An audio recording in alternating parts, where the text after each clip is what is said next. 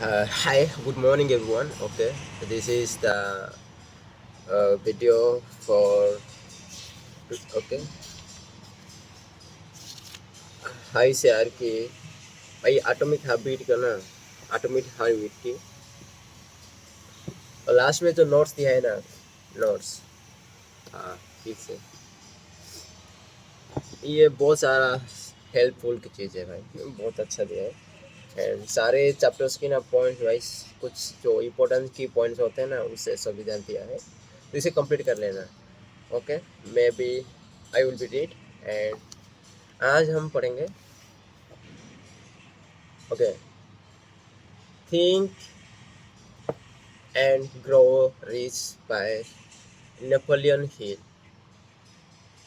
Okay okay इसका chapter पहले तो इसमें क्या है देखते हैं पहले इंट्रोडक्शन है आज इंट्रोडक्शन होगा okay okay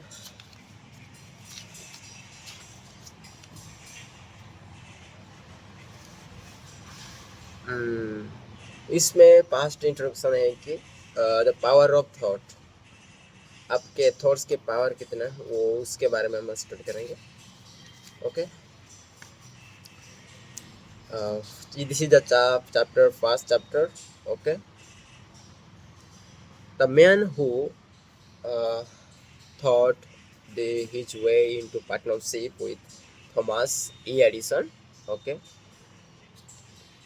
truly, thoughts are things and powerful things at that.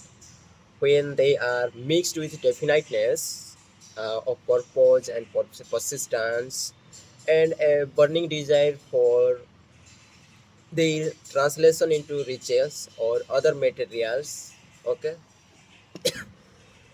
objects. A little more than 30 years ago, Edwin C. Burns discovered how true it is that the men really do think and grow rich. His discovery do not come about one sitting. It come little by little, beginning with a burning desire to become a business associate of the great Edison. Okay, one of the chief characteristics of Burns' desire was that it was definite. Okay, he wanted to work with Edison, not for him, uh, observe carefully the description of how he went about translating his desire into reality, and you will have a better understanding of the 13 principles which leads to riches. When this desire or impulse of thought was flashed into his mind, he was no position to act upon it. Uh, Two difficulties stood in his way. He did not know Mr. Edison, and he did not have enough money to pay his railroad fare to arrange New Jersey. These difficulties were sufficient to have discouraged the majority of men from making any attempt to carry out the desire. But his was no ordinary desire. He was no determined to find a way to carry out his desire that he finally decided to travel by blind baggage rather than he defeated. To the only uninitiated, this means that he went to the East Orange on a freight train. He presented himself at Mr. Edison's laboratory and announced he had come to go into business with the inventor. In speaking of the first meeting between Burns and Edison, years later, Mr. Edison said, he stood there before me, looking like an ordinary tramp, but there was something in the expression of his face which conveyed the impression that he was determined to get what he had come after. Okay, I had learned from years of experience with men that when a man really desires a thing so deeply that he will willing to stake his entire future on a single turn of the wheel in order to get it, he is sure to win. I gave him the opportunity to ask for because I saw he had made of this mind to stand by until he succeeded. Subsequent events proved that no mistake was made.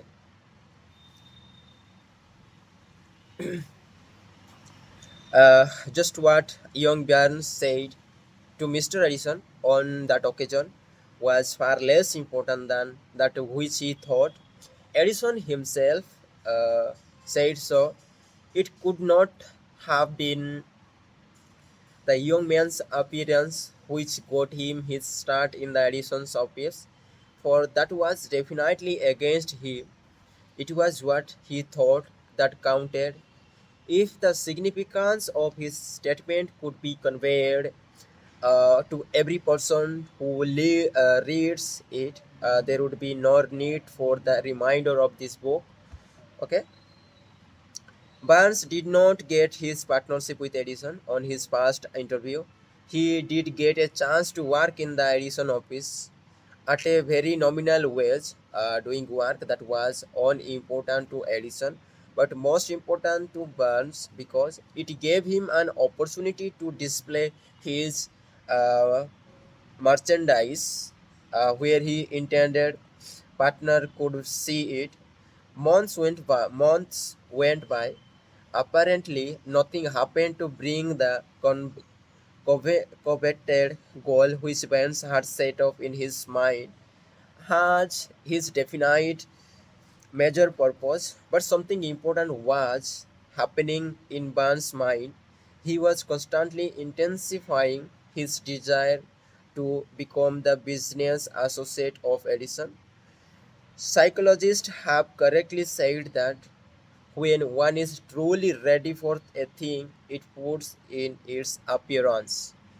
Okay, when एक person एक कुछ करने के लिए तैयार होता है ना, उसके फेस में ना क्लियरली दिखा देता है, दिख जाता है.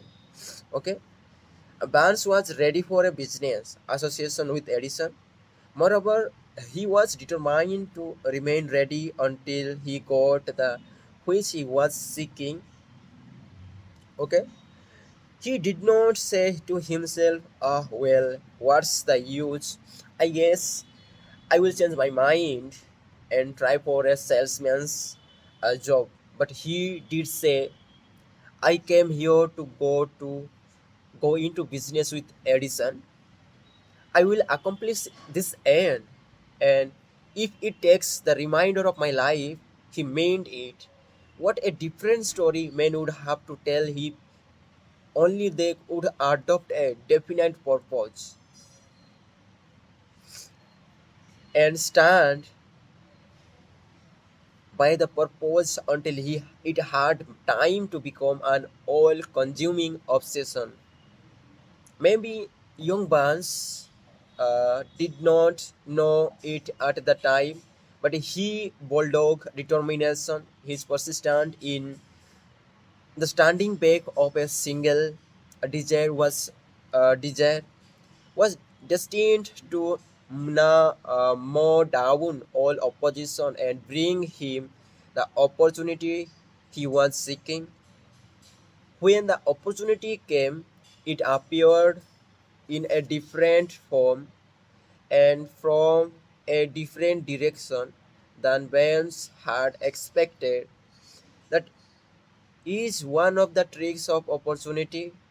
It has a sly habit of slipping in by the back door, and often it comes disguised in the form of misfortune or temporary defect. Perhaps this is why so many fail to recognize opportunity. Mr. Edison had just perfected a new office device known at that time as the Edison detecting machine. Now the Ediphone. His salesmen were not enthusiastic over the machine. They did not believe it could be sold without great effort. Burns saw his opportunity. It had crawled in quietly, hidden in a queer looking machine, which interested no one but Burns and the inventor. Okay? Burns knew he could sell the Edison detecting machine. He suggested this to Edison, okay, and promptly got his chance.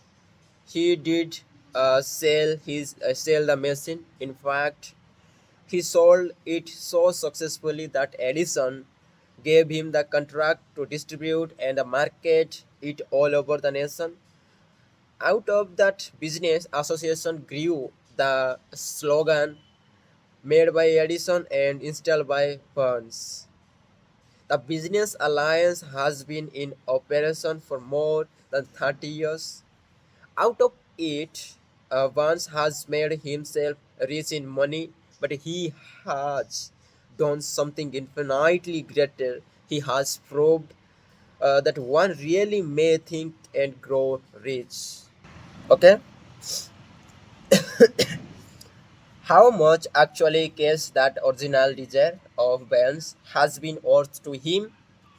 I gave no way of knowing. Perhaps it has brought him to or more $3 million, but the amount, whatever it is, becomes insignificant when compared with the greater asset he acquired in the form of definite knowledge. That an intangible impulse of thought can be transmuted into its physical counterpart by the application of known principles. Barnes literally thought himself into a partnership with the great Edison. He thought himself into a fortune. He had nothing to start with except the capacity to know what he wanted and the determination to stand by that desire. Until he realized it, he had no money to begin with, and he had but little education. He had no influence, but he did have initiative, faith, and the will to win. With these intangible forces, he made himself the number one man with the greatest inventor who ever lived.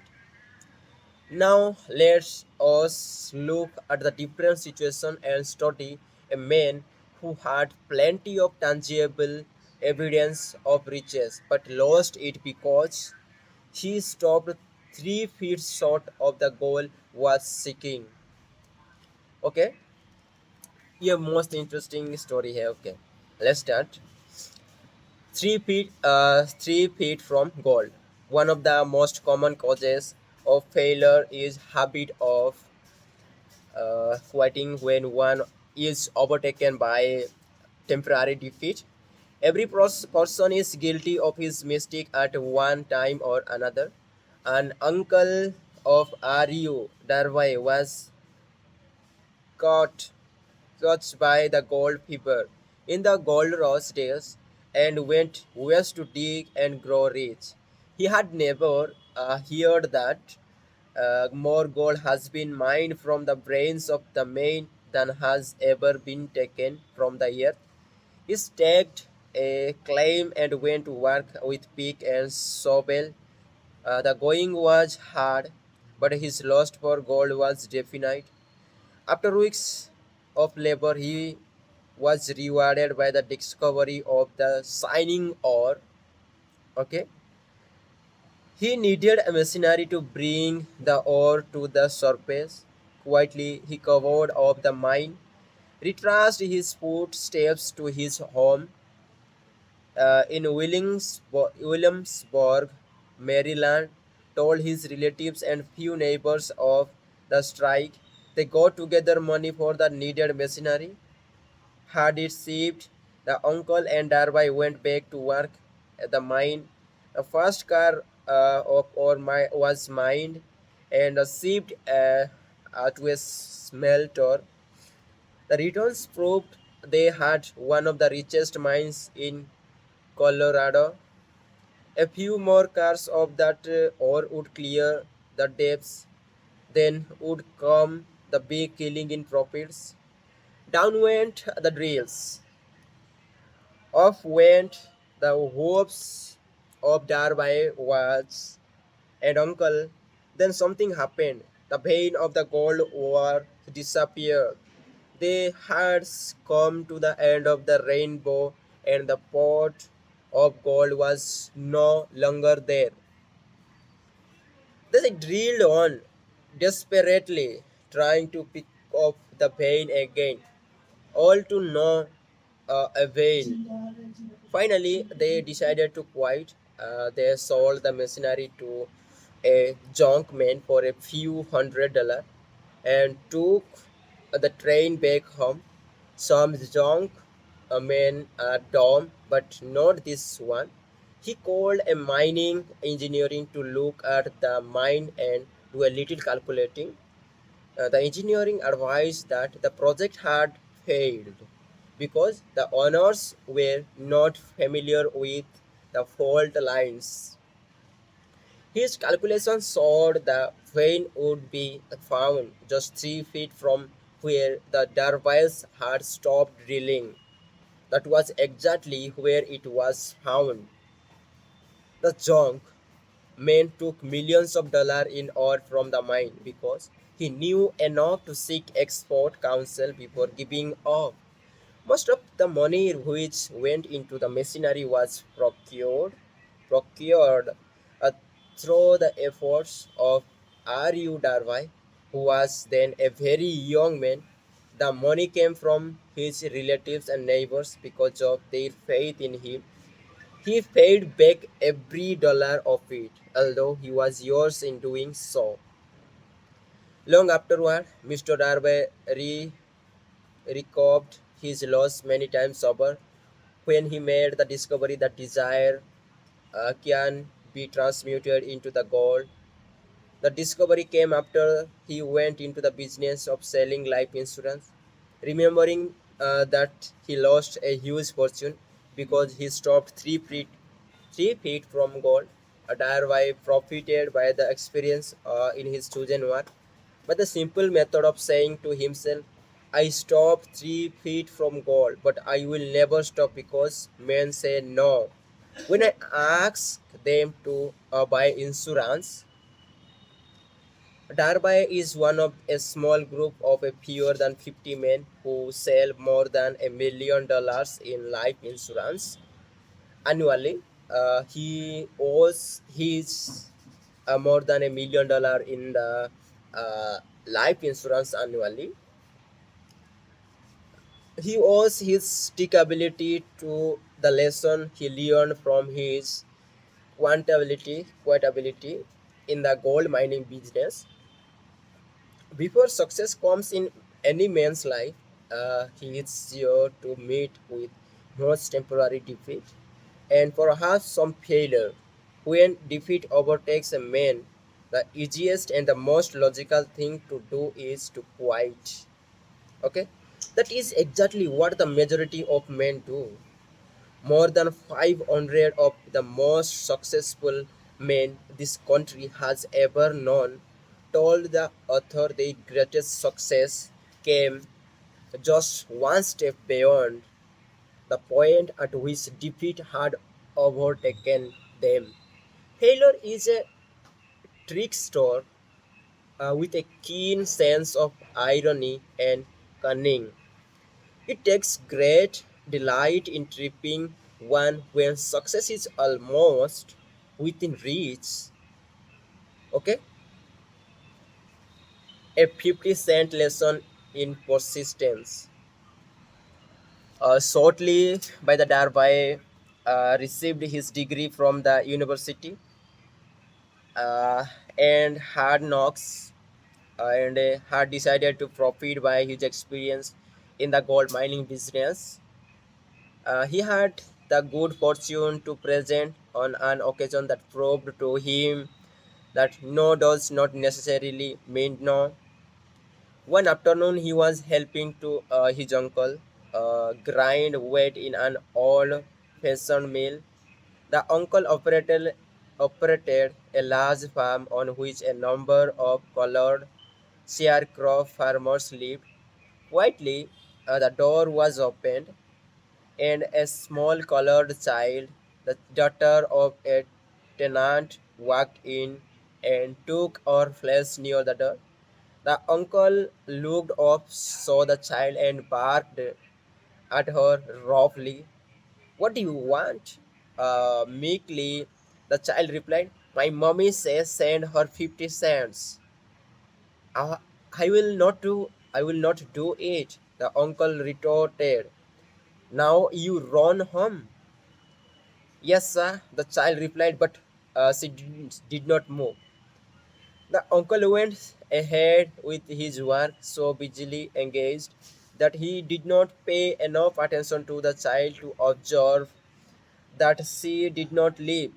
When he looked off and saw her still standing there, he yelled at her, I told you to go home. Now go, or I will take a switch to you. The little girl said, yes, sir, but she did not budge an inch. The uncle dropped a sack of grain he was about to pour into the mill hopper, picked up a barrel staff, and started toward the child with an expression on his face that indicated trouble. Darby held his breath. He was certain he was about to witness a murderer. He knew his uncle had a fierce temper. He knew that the colored child were not supposed to defy white people in the part of the country. When the uncle reached the spot where the child was standing, she quietly stepped forward one step, looked up into his eyes, and screamed at the top of her shrill voice, my mommy's gotta have that 50 cents. The uncle stopped, looked at her for the minute, then slowly laid the barrel staff on the floor, put his hand in his pocket, took out half a dollar, and gave it to her. The child took the money and slowly backed toward the door, never taking her eyes off the man whom she had just conquered. After she had gone, the uncle sat down on a box and looked out the window into space for more than 10 minutes. He was pondering with away over the whipping he had just taken. Mr. Darby, too, was doing some thinking. That was the first time in all his experience that he had seen a colored child deliberately master an adult white person. How did she do it? What happened to his uncle that caused him to lose his fierceness and become as docile as a lamb? What strange power did this child use that made her master over her superior?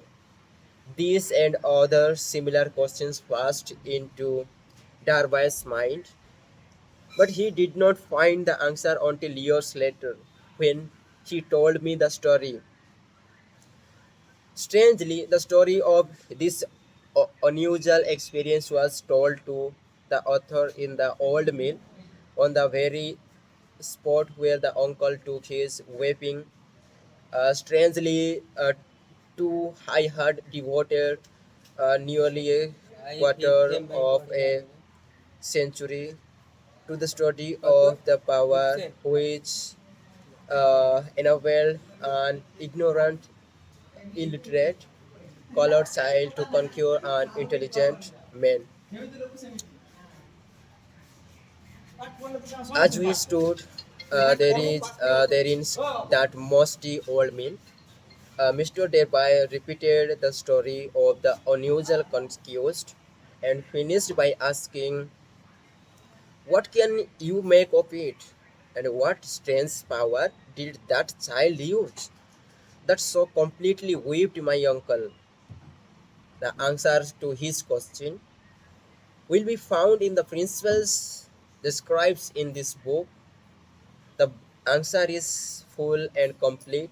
It contains details and instructions sufficient to enable anyone to understand and apply the same force which the little child accidentally stumbled upon. Keep your mind alert and you will observe exactly what strange power came to the rescue of the child. Or you will catch a glimpse of this power in the next chapter. Somewhere in the book you will find an idea that will quicken your receptive powers and place at your command for your own benefit. This same irresistible power, the awareness of this power was may come to you in the first chapter, or it may flash into your mind in some subsequent chapter. It may come in the form of a single idea. Okay, in or it may come in the nature of a plan or a purpose. Again, it may cause to you to go back into your past experiences of failure or defeat and bring to the surface some lesson by which you can regain all that you lost through defeat. After I had described Mr. Darby, the power unwittingly used by the little colored child, he quickly retraced his 30 years of the experience as a life insurance salesman and frankly acknowledged that his success in that field was due in no small degree to the lesson he had learned from the child. Mr. Darby pointed out every time a prospect tried to bomb me out without buying, I saw that child standing there in the old mill, her big eyes glaring in defiance, and I say to myself, I have gotta make this sale. The better portion of all sales I have made were made after people had said no. He recalled too his mistake in having stopped only 3 feet from goal, but he said that experience was a blessing in disguise. It taught me, it taught me to keep on keeping on, no matter how hard the going may be. A lesson I needed to learn before I could succeed in anything.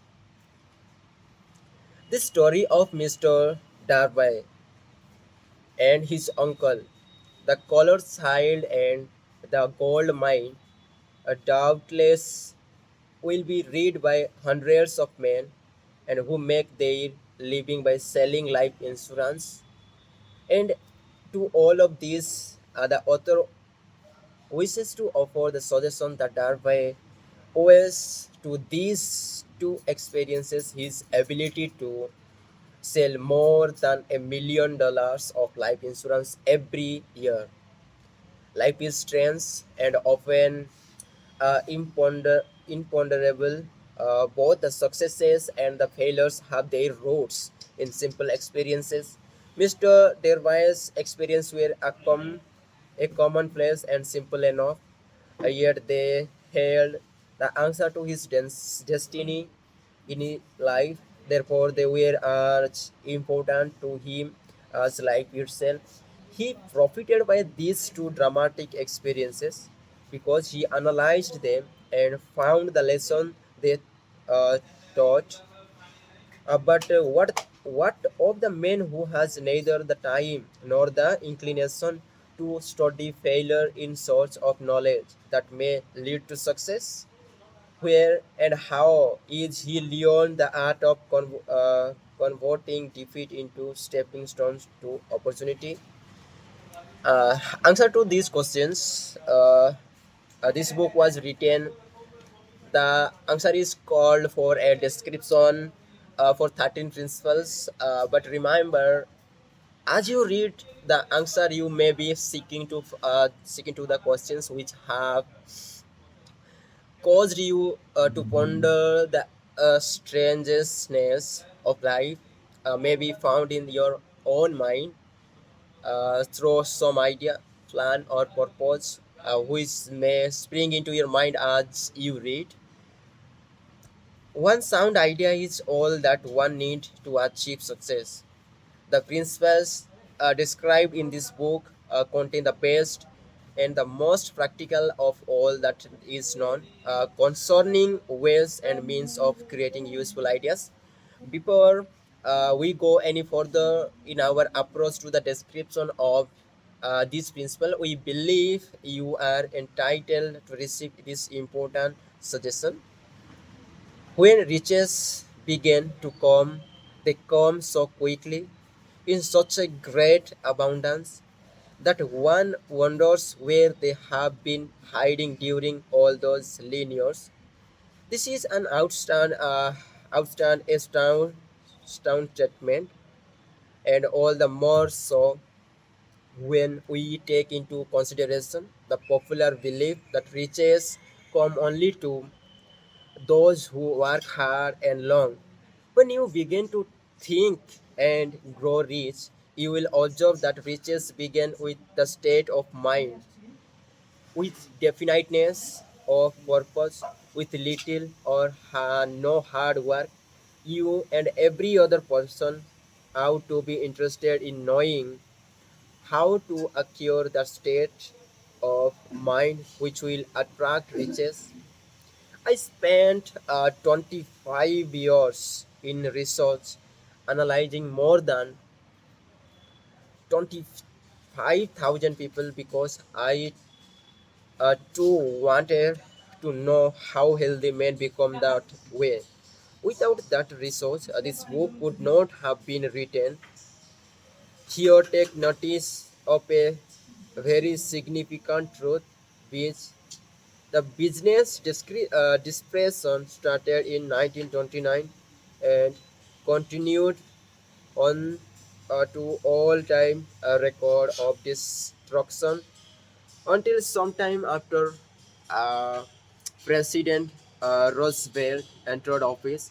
Then the depression began to fade into nothingness, just as an electrician in the theater rises the lights so gradually that darkness is transmuted into light. Before you realize it, so did the spell of fear in minds of the people gradually fade away and become faith.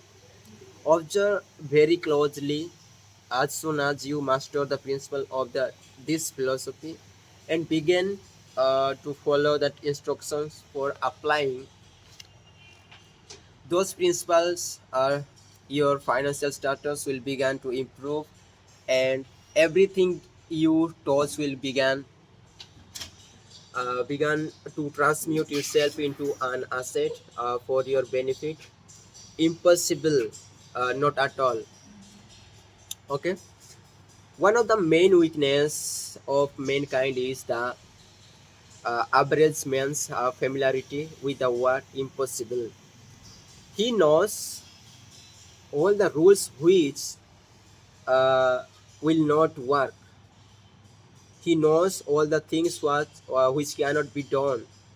This book was written for those who seek the rules which have made others successful and are willing to stake everything on those rules.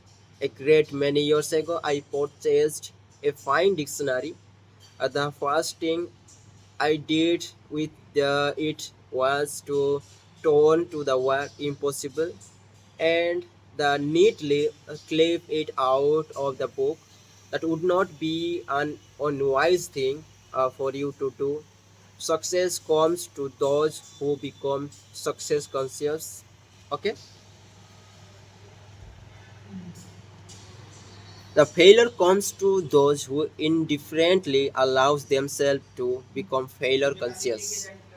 The object of this book is to help all who seek it to learn the art of changing their minds from failure consciousness to success consciousness.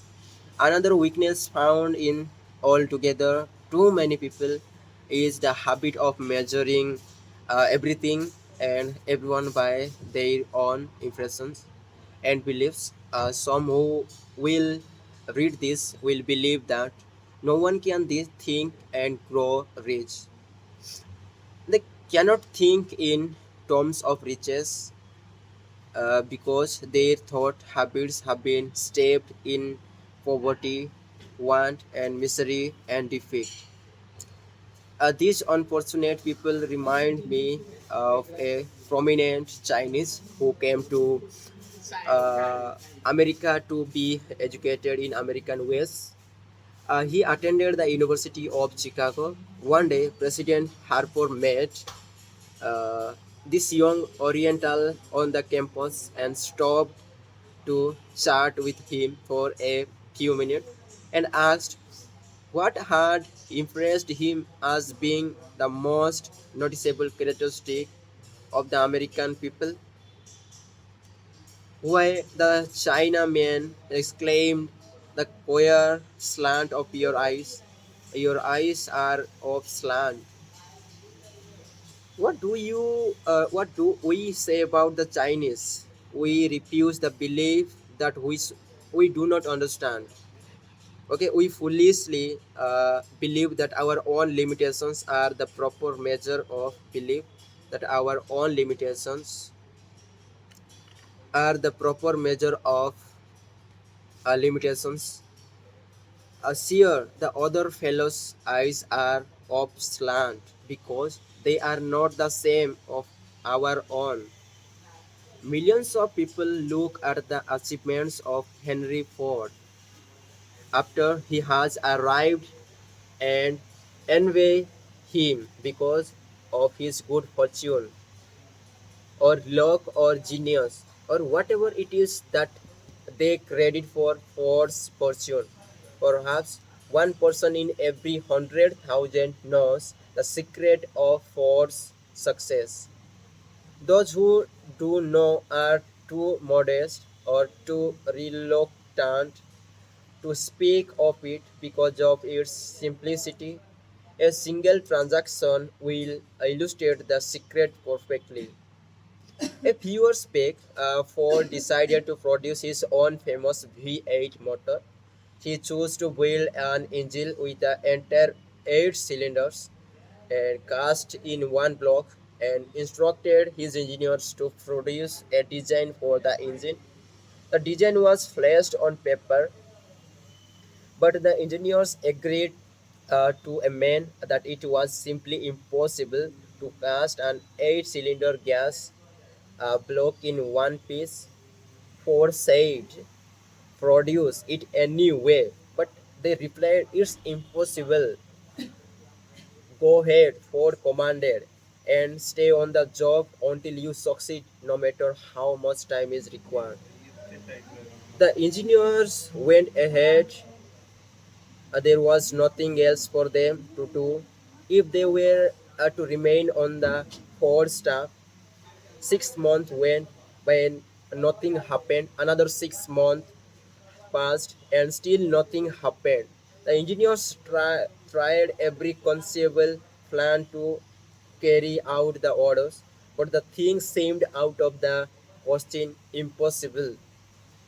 At the end of the year, Ford checked with the engineers, and again they transformed him. They had found no way to carry out his orders. Go right ahead, said Ford. I want it, and I will have it. They went ahead, and then, as if by a stroke of magic, the secret was discovered. The Ford determination had on once more. This story may not be described with a minute accuracy, but the sum and the substance of it is correct. Deduce from it, you who wish to think and grow rich, the secret of the 4 millions. If you can, you will not have to look very far. Henry Ford is a success because he understands and applies the principles of success. One of these is desire, knowing what one wants. Remember this Ford story as you read and pick out the lines in which the secret of his stupendous achievement have been described. If you can do this, if you can lay your finger on the particular group of principles which made Henry Ford rich, you can equal his achievements in almost any calling of which you are suited. Okay, you are the master of your fate, the captain of your soul. Because when Henley wrote the prophetic lines, I am the master of my fate, I am the captain of my soul. He should have informed us that we are the masters of our fate, the captains of our souls, because we have the powers to control our thoughts. He should have told us that the either in which this little earth floors, in which we move and have our being, is a form of energy moving at an inconceivable sensibly high rate of vibration, and that the ether is filled with a form of universal power which adapts itself to the nature of the uh, thoughts we hold in our minds and influences us in natural ways that to transmute our thoughts into their physical equivalent. If the poet had told us of this great truth, we would know why it is that we are the masters of our fate, okay, and the captains of our souls. He should have told us with a great emphasis that this power makes no attempt to discriminate between the destructive thoughts and constructive thoughts, that it will urge us to translate into physical reality thoughts of poverty just as quickly as it will influence us to act upon thoughts of riches.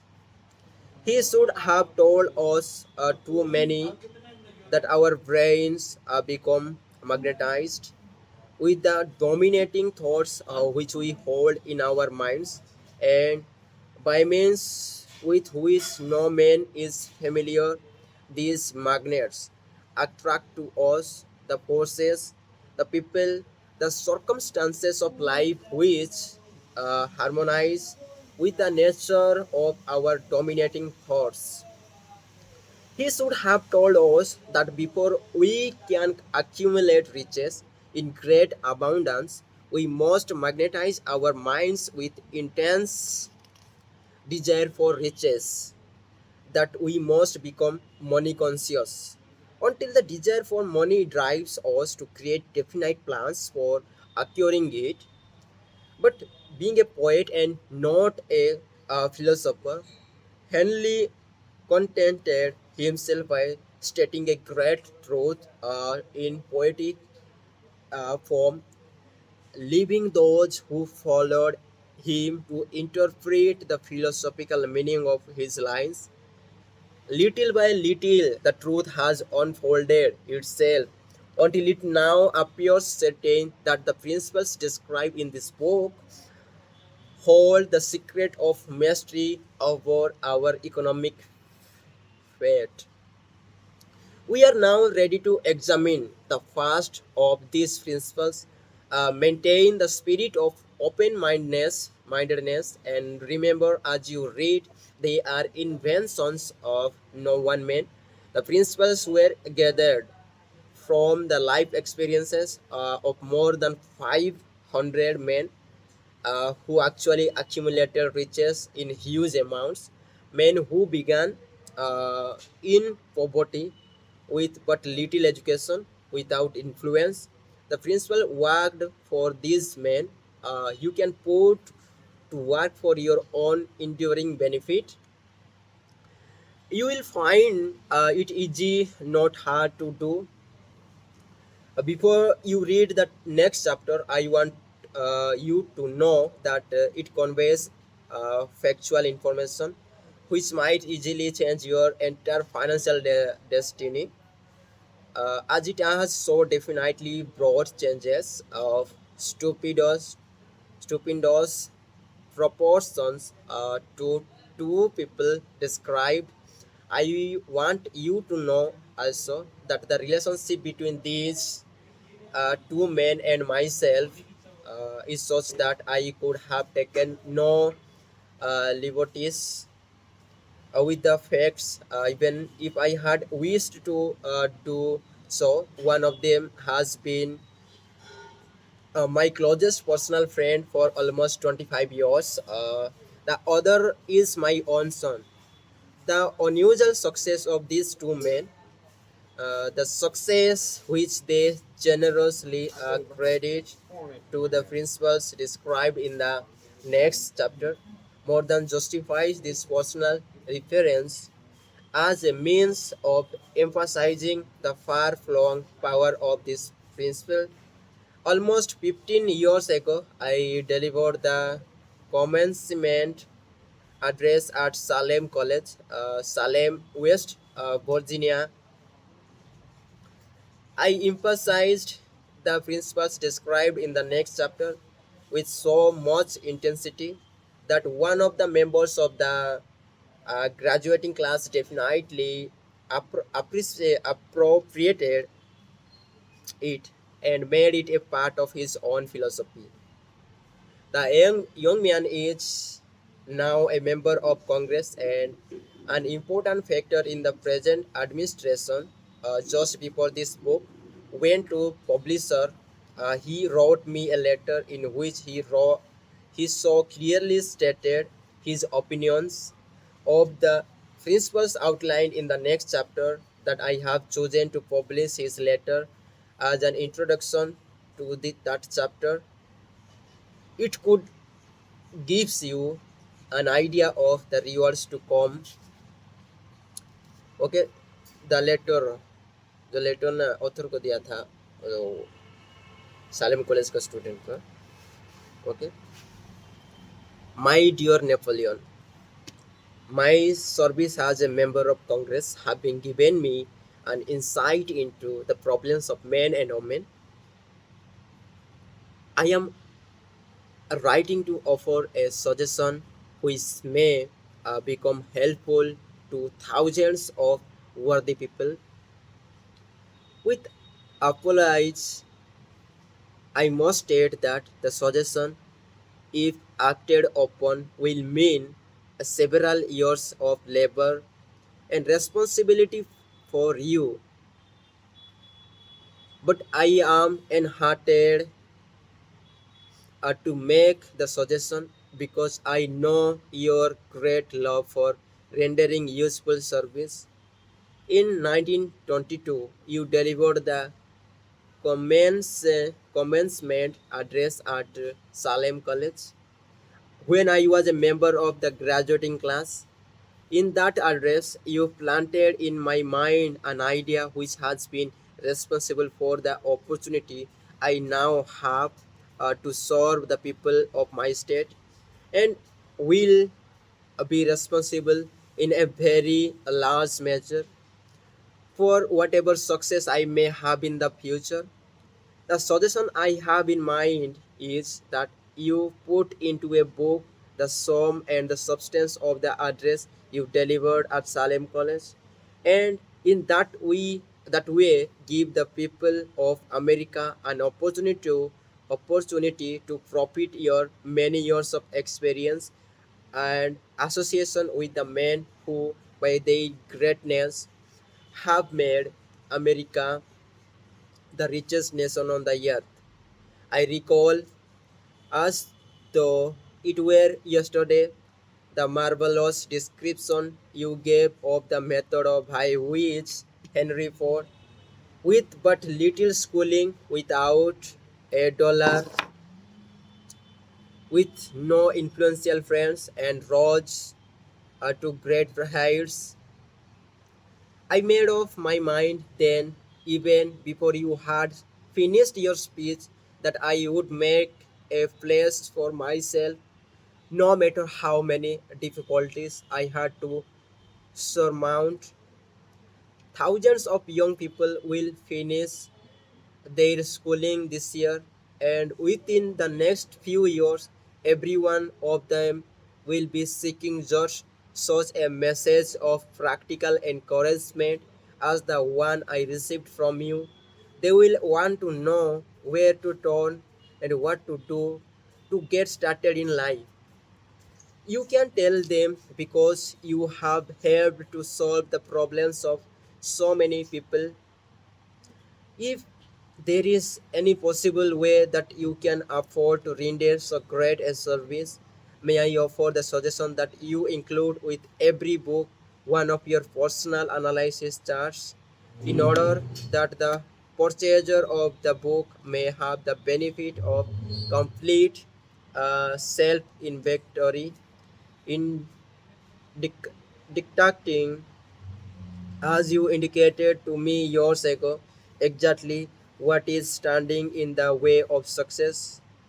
Such a service as this, providing the readers of your book with a complete, unbiased picture of their faults and their virtues, would mean to them the difference between success and failure.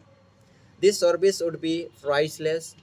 Millions of people are now facing the problem of staging a comeback because of the depression, and I speak from the personal experience when I say I know these earnest people would welcome the opportunity to tell you their problems and receive your suggestion from the for the solution. You know the problems of those who face the necessity of beginning all over again. There are thousands of people in America today who would like to know how they can convert ideas into money. People who must start at scratch without finance and recoup their losses. If anyone can help them, you can. If you publish the book, I would like to own the first copy that comes from the press, personally autographed by you. With the best wishes, believe me, cordially yours, Jennings Randolph. Okay, this is the chapter one of the Think and Grow Rich book.